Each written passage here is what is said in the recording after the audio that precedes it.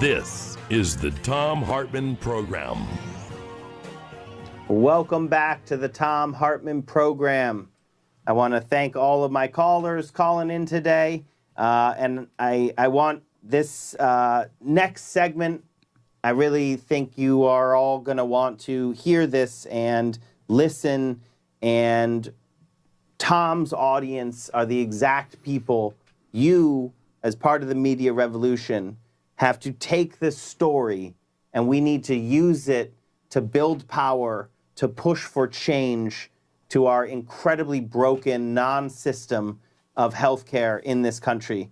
I'm joined in studio by Andy Brodock, who is going to share his story and the story of his late wife, Naomi, who has dedicated her legacy, has asked that her legacy be dedicated to the fight for expanded Medicare for everyone, improving Medicare and expanding it to everyone. Andy, thank you so much for joining us on the Thom Hartmann Program. Oh, thanks for having me.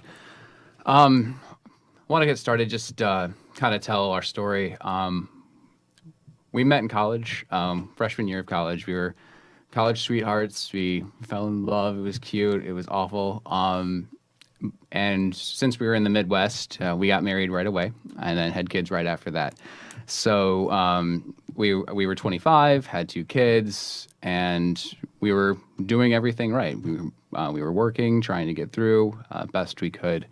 And Naomi started to get sick. What I mean is she would come home from work and go to bed, which was a problem because we had 2 kids and I had a job too. So I was trying to do my job and take care of the kids at home, and then she would come home, go to bed.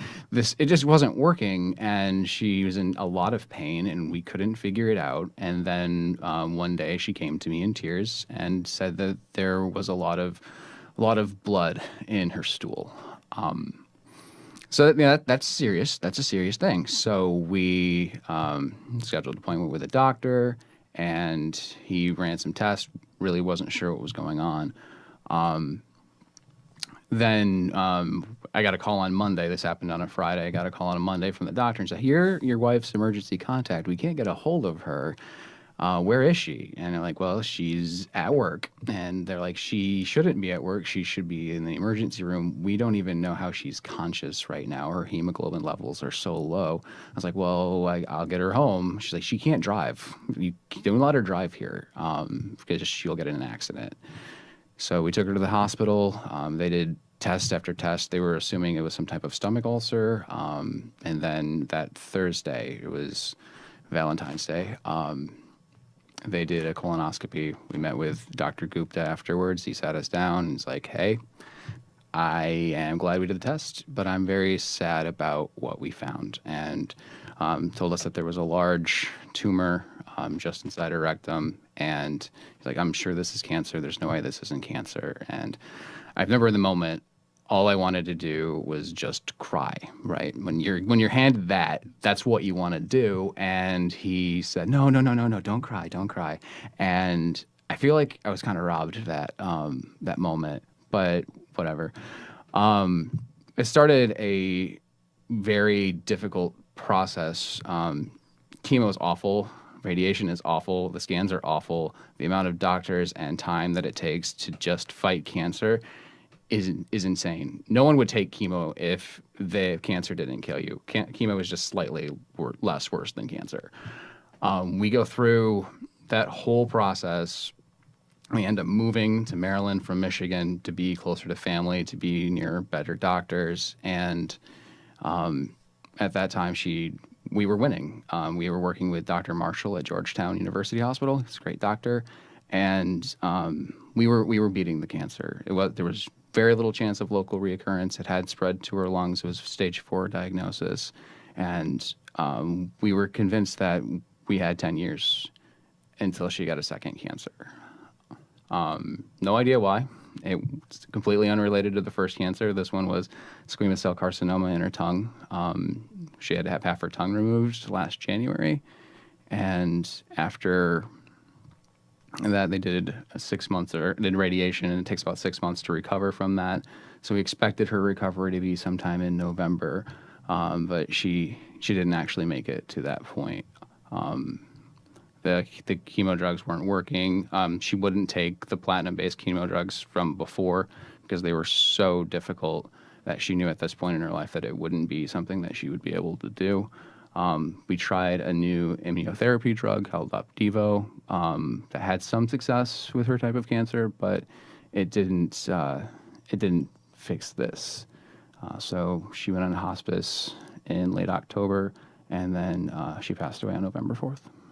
Andy, I know how hard this is for you, and we were working together with you when I'm as the executive director of Social Security Works, and I try to do what we have said and use this story to shine a light on the broken healthcare system, and I have an incredibly hard time because it's so sad, and I can't imagine for you what that is like. So I just want to say your bravery in doing this is amazing, and so thank you for sharing this incredibly personal and tragic and story of loss.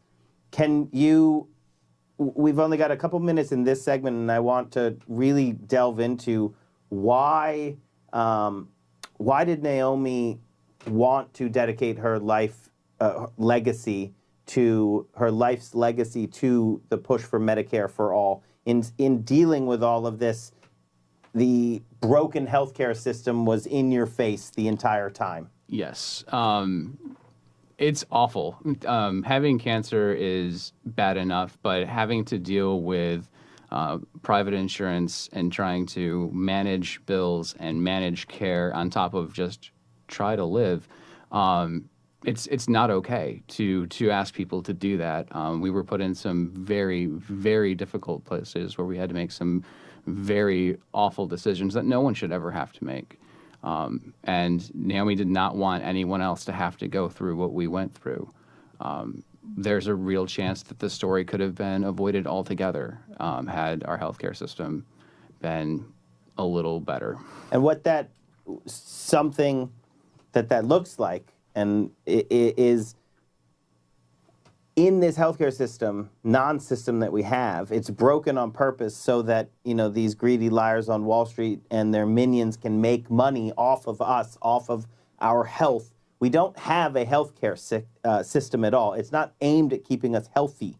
If it was aimed at keeping us healthy, what you do is you would go into a doctor, see a doctor whenever you felt anything come up, right? And you wouldn't have these other questions in your mind of, can I miss work to do that? Can I lose the wages that might be necessary? How much is it going to cost me? I have my children and my family that I have to care for. How am I going to do all of that with these incredibly costly, with these incredibly high expenses that our healthcare system has, our non-healthcare system? I know the story, so I'm only kind of asking questions. Those were the things that were going through Naomi's mind, and along with the reality that being sick or feeling sick is scary, right? We are scared as humans, and that's very natural. So the real healthcare system is to help us get through all of that.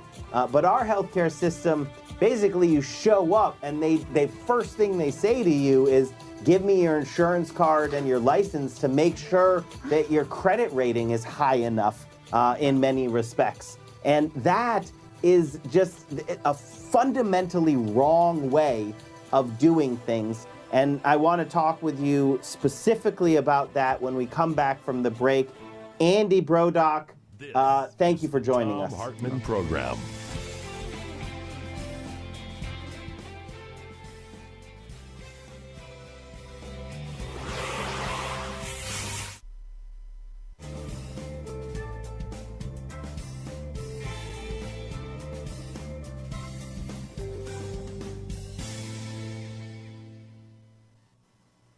Welcome back to the Thom Hartmann Program. Still in studio with us, Andy Brodock. Andy, again, thank you for your bravery in telling this story, in using the tragedy and what you and your family has gone through to shine a light on a system that let you down, that let Naomi down, that let your children down, that lets all of us down, a system that is in many respects responsible for so much death and destruction and hurt. And so just thank you for sharing your story. Tell me about, some of those points where it really came into focus of how backwards our current healthcare system is. Oh, absolutely. Go into a doctor's office. The doctor really cares about you. The nurses really care about you. Everyone there really cares about you, and they want you to get better, but they don't know how much anything costs. You walk in, you have no idea what it's going to cost you to do these services. Naomi would go in for test after test and scan after scan, a routine PET scan. We would get 5 bills for this. 5 bills. The radiologist would send us a bill, the anesthesiologist would send us a bill, the doctor would send us a bill, the hospital would send us a bill. Everyone sends you a bill. If you took your car in and they said, we have no idea how much this is going to cost and you're going to get 5 bills for it, you'd go find someplace else to get your car fixed. But we'd allow people to do this with ourselves because, like you said, Alex, we're scared. We're scared and we don't know what else to do. If we don't do this, we die. And that seems like a real bad choice. So that's super frustrating. Another thing is insurance companies determining what care you get. Mm-hmm. When a doctor, an expert, a leader in his field says, this is the course of action that this patient needs. I know this patient, this is what they need. And the insurance company says, no. And it takes 2 weeks to appeal that decision. That's not okay. 2 weeks is a long time. 2 weeks is forever when you're dealing with cancer. So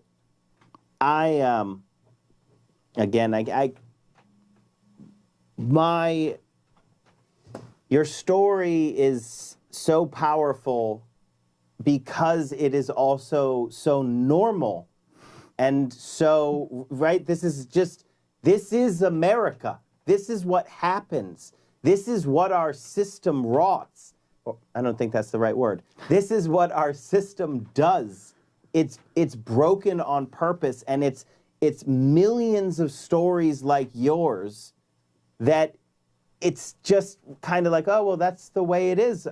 How else are we supposed to do it other than 5 bills? And something you didn't bring up that I'm sure you dealt with is when you get the bill and you're like, no, this is covered. And they're like, oh, that's right, this is covered. You were right. And you're like, you did that on purpose. Yeah, it was covered. Did that on purpose. You just wanted me to pay. Right? I mean, this is it's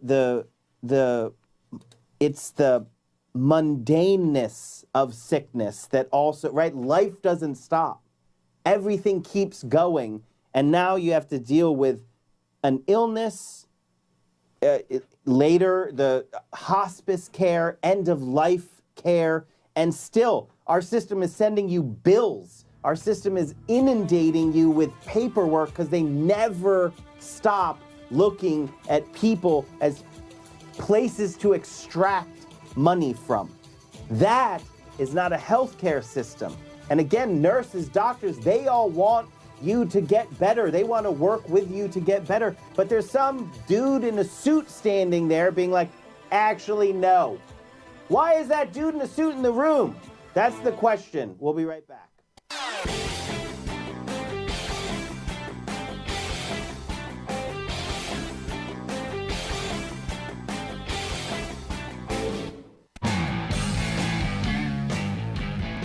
Welcome back to the Thom Hartmann program.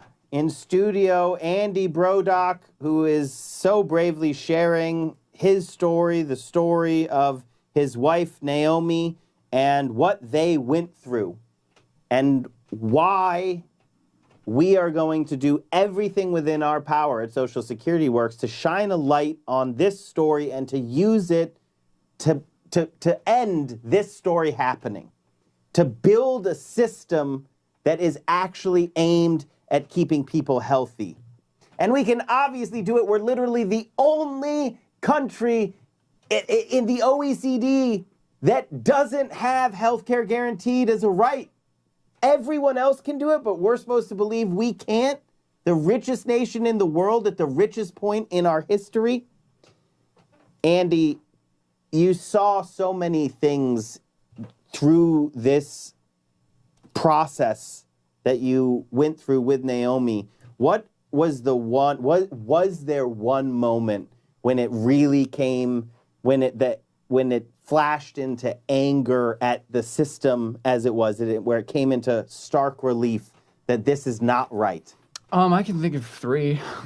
So there was a time before Naomi's diagnosis, she was pregnant with our second, Julia. So this is about 2 years before her diagnosis. She started experiencing some complications and spoke to her midwife about it. And her midwife said, this is not normal. You need to get this checked out. But she was on provisional insurance for being pregnant. Had she had gone in at that time, she would have been slapped with a pre-existing condition and lifetime maximums. This was 2 years before the ACA went into effect. So she was a little freaked out about doing that and decided to wait until she couldn't wait anymore. And we were in another situation where we were sitting down in our living room. A social worker was there and explained to us that we made too much money. I was making like $27,000 a year, too much money for us to go on state aid. We would have to pay for this ourselves. Naomi had lost her insurance. She lost her job. And so she's like, well, you have a couple options. You can declare bankruptcy, or you can get a divorce. So I don't know if you know this about me, but I don't come to this through politics, like what I do. I actually worked in outreach clinics in Chicago and in Washington, D.C. And what I worked on specifically was HIV, the HIV teams there. And this was the one that made me. I take sadness and try to turn it into rage that is aimed at building power. Like some people have a labor of love, and I say that this station here is a labor of spite because it is aimed at the corporate media's lying and propping up the pharmaceutical industry and the insurance industry, and that we're not allowed to tell this story, that this is what you actually advise. I was a health educator, which is similar position. You advise people. You say what you should consider is getting a divorce, moving the assets and getting a divorce, because in our stupid system, that's the only way that you're going to be able to access the care that you need without actually spending down every last penny that you have and bankrupting the family. That is immoral. That is how people like Stephen Helmsley make tens of millions of dollars a year. And that is why, Andy, I thank you again for sharing your story. So that was two. That was two. That was two. So the other one had to do with insurance companies directing care. So we're getting down to the end. We knew it was getting close. There was one last chance. Maybe we go on this immunotherapy. It's different than chemotherapy. Maybe this will work. Maybe it won't. But the insurance company says, no, you can't do that yet. You have to go through this other chemo drugs first, even though those drugs nearly killed her the first time. She couldn't do it 5 days a week in bed, and that was when she was healthier. At this point, it would have ended her life. She needed something else, and there was something else available. So we appealed, and in the end, it was actually the pharmaceutical company that came through and paid for that drug. It didn't work. It did extend her life some and gave her a little bit of time left for us to say goodbye. But if she had gone down the platinum-based chemo, we wouldn't have had that time. And why did the insurance companies have a say in it at all? What their job, the way they make money, let me be super clear. They take our money, they take our premiums, and they deny our care. That's the only way that they make profits. Take our premiums, deny our care. Why is that person in the room? Andy, in the last minute or so here, just again, thank you for coming on and sharing your story. And we will continue at Social Security Works to do everything that we can to push for expanded Medicare for everybody, improve Medicare and expand it to everybody. Thom's listeners, this is like the best crowd of people you'll ever be able to speak with. They're amazing. We want to take action. So what do you think we should have people do. We have Bernie Sanders' Medicare for All bill in the Senate and the companion bill in the House. We call in and get co-sponsors on that.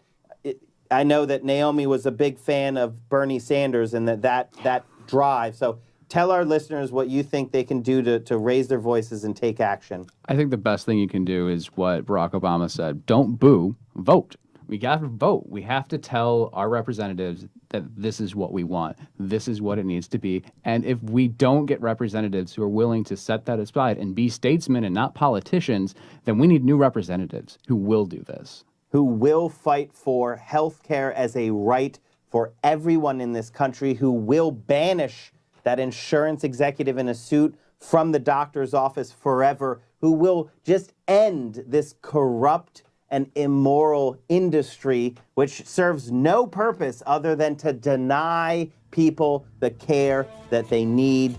Andy Brodock, thank you so much for sharing your story here on the Thom Hartmann program. I want to have you back whenever I can to just keep telling this story, keep building power, and just, we're going to do this. We're going to build the country that we believe in, where healthcare is a right for everyone. Thank you so much. We will be right back on the Thom Hartmann program after this.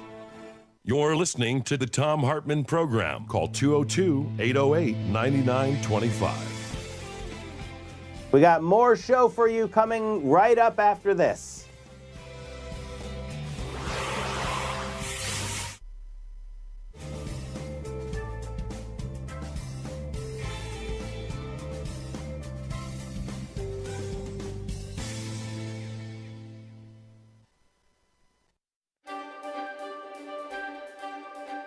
For the Thom Hartmann University Book Club today, we're reading from a book written by my old friend, Dennis Weaver. He has passed away. I wrote the foreword to this book, just FYI. It's called All the World's a Stage, and it's Dennis's autobiography. Dennis Weaver, Chester and Gunsmoke, you know, all that kind of stuff. He's talking about early in the Depression. This is from page 17. It's just kind of telling his early life. Early in the Depression, it became clear that people had to... He's talking about the 1930s, right? When he was a young boy.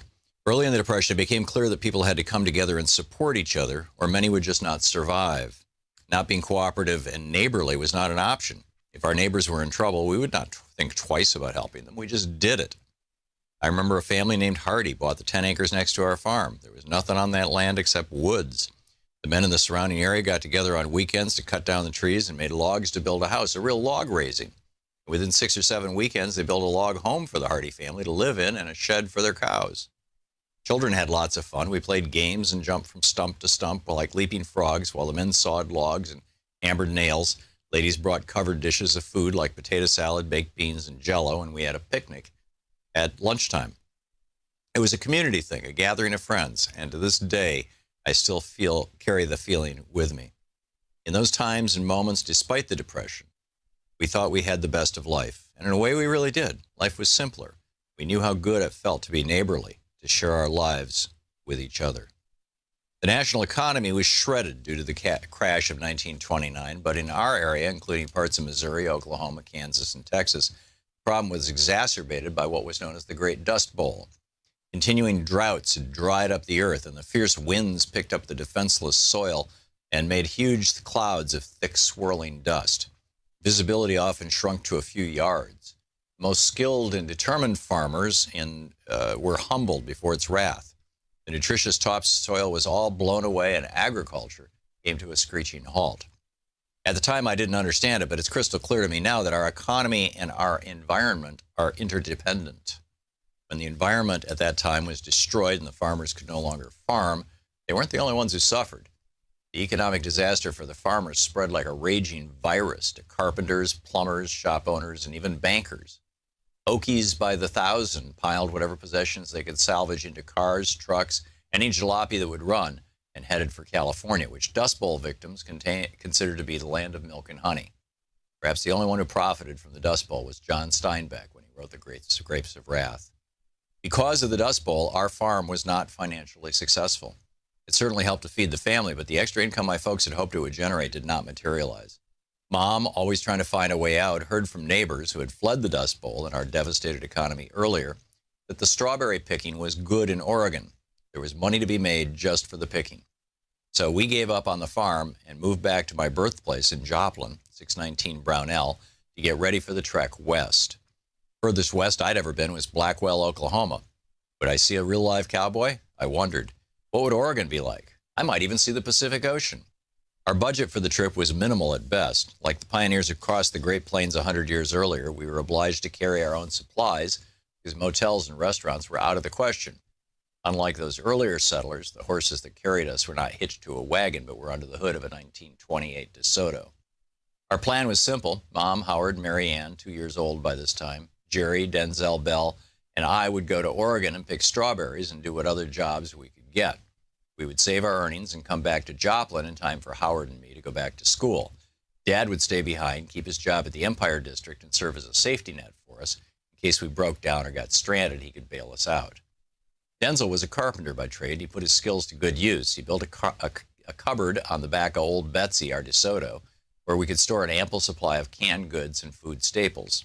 By releasing a fastener, the backside of the cupboard opened up and a leg swung down to support it, and lo and behold, we had a table on which to prepare the food and off of which we could eat.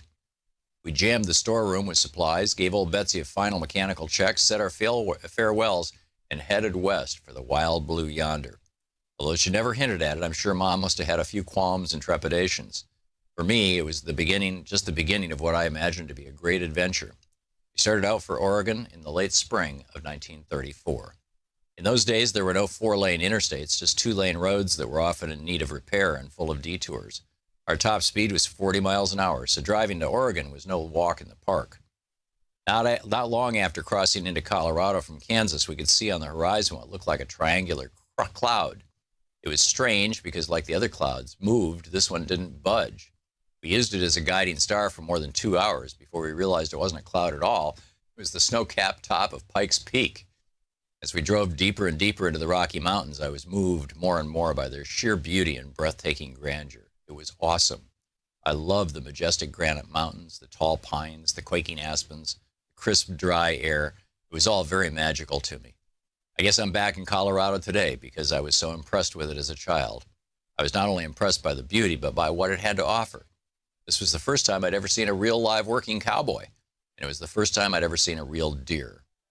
We were driving over Wolf Creek Pass at dusk, coming around a bend, and there, right in front of us, was this wild deer running down the road in and out of the shadows.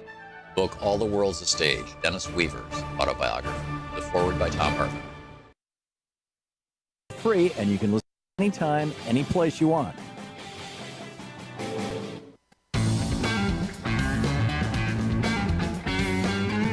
Welcome back to the Thom Hartmann program. Staying with us in studio, Andy Brodock. We were just talking at the bottom of the hour about all the things that we're going to do to just keep on building power, to take on the insurance industry, the pharmaceutical corporations, to move towards healthcare as a right. We ate up all the minutes there, and then I was like, well, do you want to just stay? And you said yes. I'll stay. So Andy is going to join us for the rest of the show. Let me just flip over and see if we have... you want to take a call? If you, Troy can get you a set of headphones.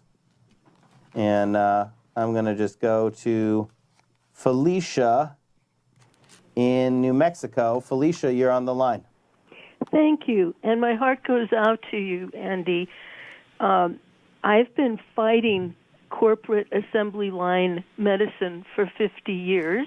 I'm very old.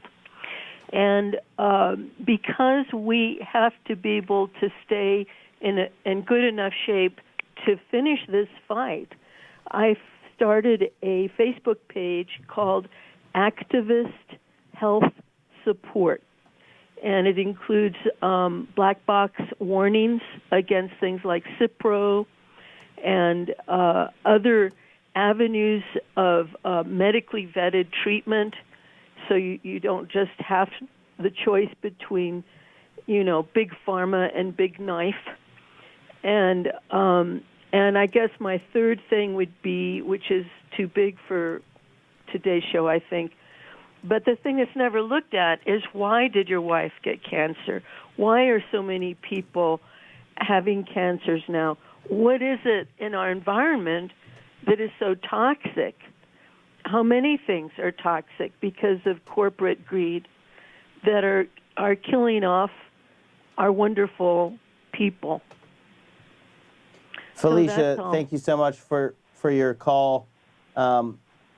There's a lot in there, and I do think that, one of the things to pull out from there is the self-care for activists who are fighting for it's very hard work. And everyone who listens to me on the show actually knows that I use multiple superlatives. So I say the most radical act you can take is to get organized, which is true. Find your neighbors, stand with your neighbors, raise your voices together.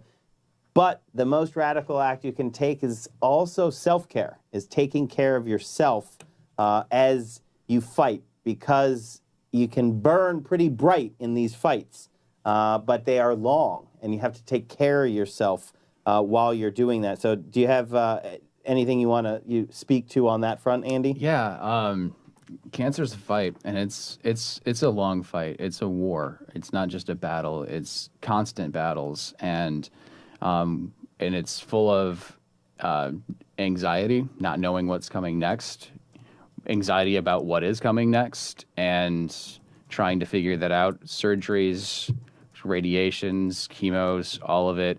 It's exhausting. And as somebody who just had to watch all of this happen, trying to find time to take care of yourself is extremely important. And it's hard. It's hard when you can't sleep. It's hard when you can't eat. It's hard when you want to go for a run, but why bother?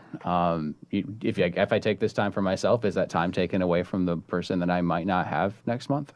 And now, Andy, in your fight for a policy change, in your fight in against these pretty huge opponents, Andy versus United Healthcare, and Stephen Helmsley, who also does look like Skeletor.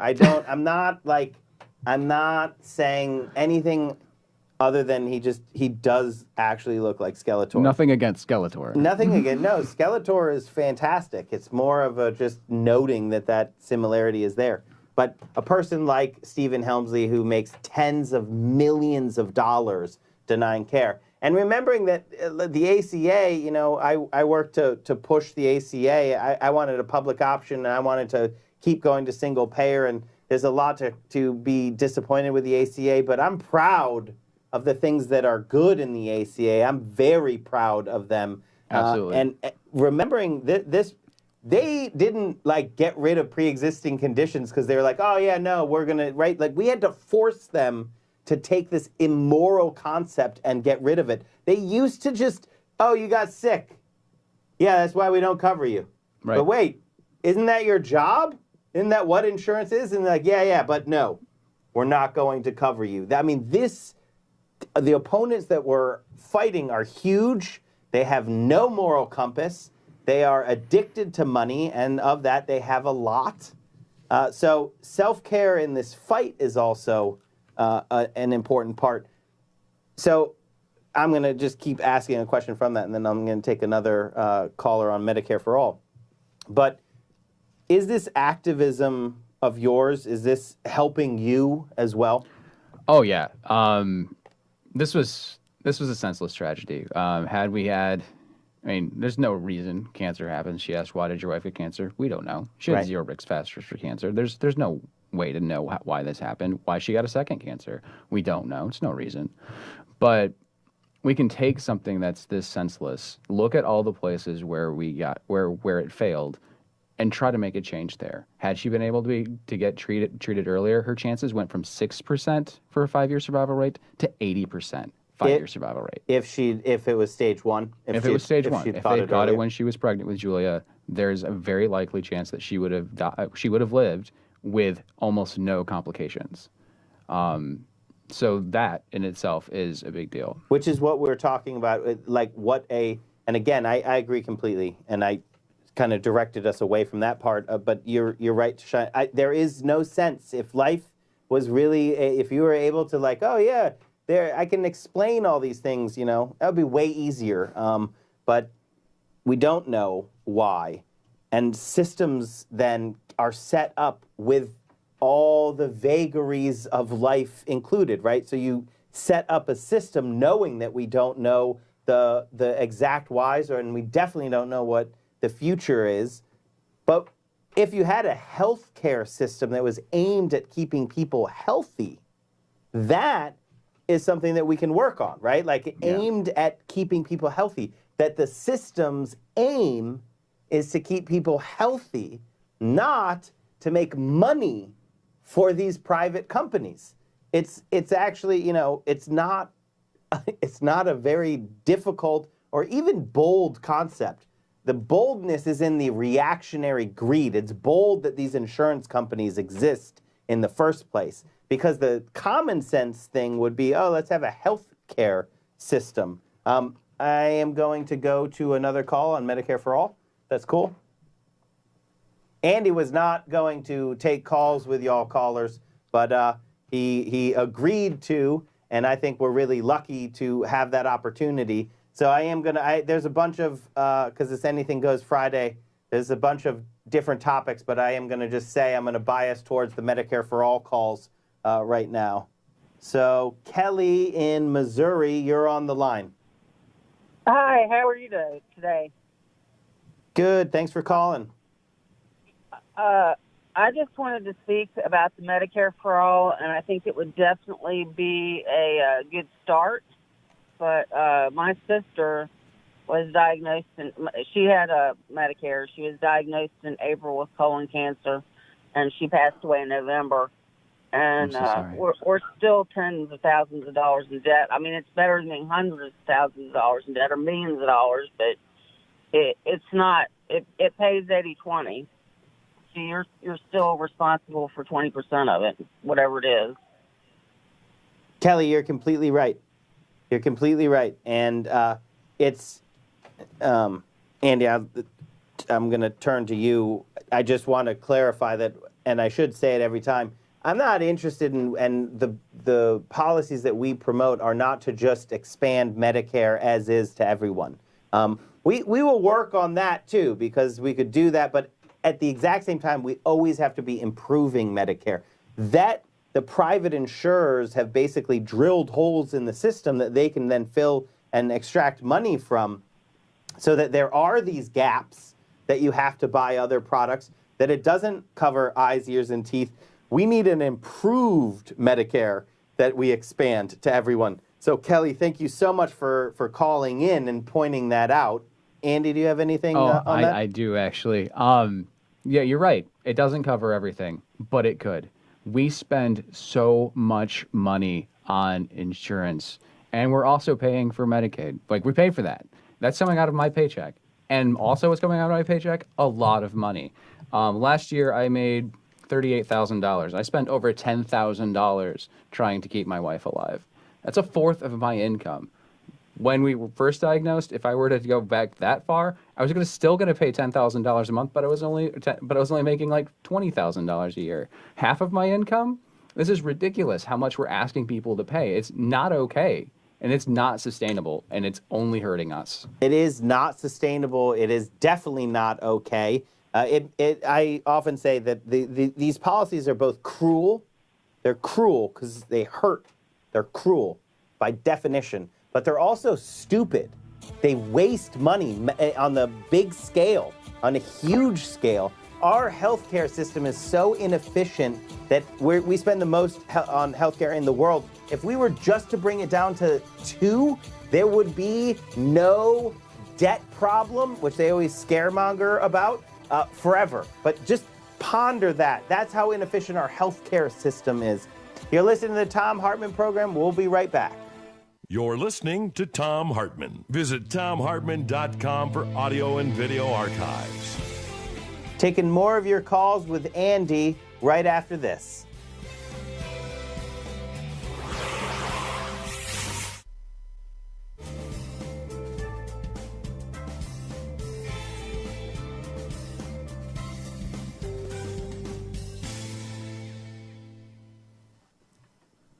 Welcome back to the Thom Hartmann program. Still in studio with us, Andy Brodock, who is taking calls. Bill in Florida, you are on the line. Yeah, good afternoon, Alex. And Hey, Bill. I'm very sorry to hear about this young man's ordeal that he's been through. I'd just like to chime in with the indifference that the doctors seem to have, and I'm taking medication, the albuterol for the breathing difficulties, and just an office visit for 15 minutes is $334. And what she did was exactly what I do here at the house. She did absolutely nothing for me. The GP could do what these practitioners do, these specialists, these pulmonary specialists do. And I'm with you, Medicaid, Medicare for all. And it's the only way to go. I mean, we're medieval when it comes to our healthcare system. And that's about all I have to say. And thank you Bill, very much. Thanks so much, Alex. Thanks so much for calling in. Andy? As far as, yes, Medicare for all, definitely pay for everything. I shouldn't get bills for this. I shouldn't have to deal with that on top of handling my wife's cancer. But I my heart goes out to you. But I had a very different experience with doctors. Our doctors were very supportive and would sit with us for hours and talk to us. I think it might be just the nature of oncology, because they don't get a lot of wins, and they think maybe this 27-year-old, maybe we can get a win here. So that we may have had a very different experience there, but that I have heard stories like yours about doctors who are just passing it through, but that wasn't my experience. Also, Andy, what I heard from Bill, and you only get little snapshots of things, but so there's the doctor and there's care given, but the thing that I heard the ire from is the bill still. Yeah, the right? bill. I mean, it's through a $300 bill, and for what? For I don't know this case, but you can go to a very similar one. Even like the nurses, we love the nurses. The nurses are the backbone. Amazing work, and people who work in healthcare are dedicated. We should say thank you so often to them. Thank you for getting up, right? Thank you. Just, it's true. There's this whole other part of the system, though, right? And for every doctor, there is somebody in a back office who's doing all this medical billing and all of that stuff, and it gets connected to the doctor, actually. And many doctors will tell. Do you know how much more time they would have if they didn't have to do that part of the system? If the system was actually just aimed at health care, the doctors and the nurses, that's all there would be. You wouldn't have this whole other bureaucracy and infrastructure that is not only a huge time suck of everyone, but that's the immoral side of it, right? That healthcare, that getting sick means you get a bill. It makes no sense. It is an immoral system that we have here. Andy, thank you for sticking with us. We have one more segment, so we're going to keep taking your calls on the other side of this break.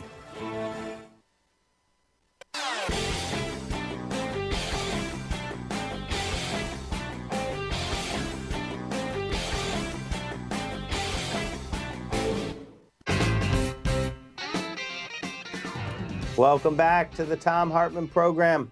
This is the final segment with me filling in for Tom. We're going to take your calls, so I just want to actually say thank you to everyone this whole week. It's always my pleasure doing this. It's a great honor of mine to share my time with you. We're going to take one or two more calls with Andy here in studio. We're going to go to Robert in South Carolina. Robert, you are on the line. Yes, I'm a cancer patient with Medicare, and I recently had an amputation and a lymph node removed. And the lymph node area got infected, and my hospital bill is well over $10,000, which Medicare paid a significant portion of. I just feel like with Medicare, that with universal Medicare, that is, everybody have Medicare, that it would be a lot easier on us if we all pitched in and, it's for the common good, that we'd all be better off. Robert, I think, you've got right on your side and you've got policy on your side. When we fight for improved Medicare for all, we say everybody in, nobody out. And there's two reasons. One, because of justice, because of what is right.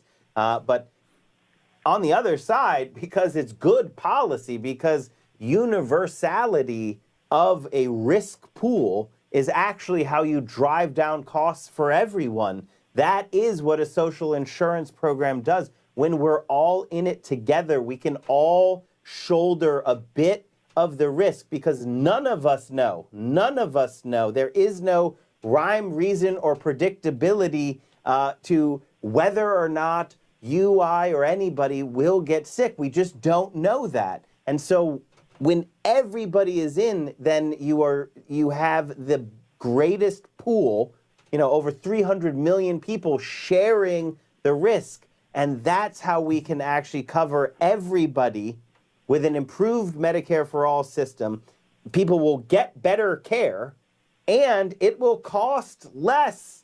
It will cost less. Andy, I'm going to toss it to you. I just want to throw out this one thing that is a remarkable thing that if you can really grok this, it shows how dumb our system is. If you lower the Medicare age, if you lower the age that you can get Medicare at from 65 to 62, so you just lower the age. So what you're doing is you're removing people from the private insurance and you're putting them into Medicare. You save money on both sides. You save money in Medicare. You're adding younger people into the risk pool, and it's so much more efficient that you save money on Medicare and you save money on the private insurance side. That is remarkable. Like, that alone should be proof positive of why we have to, start lowering the age and not stop till we get to zero.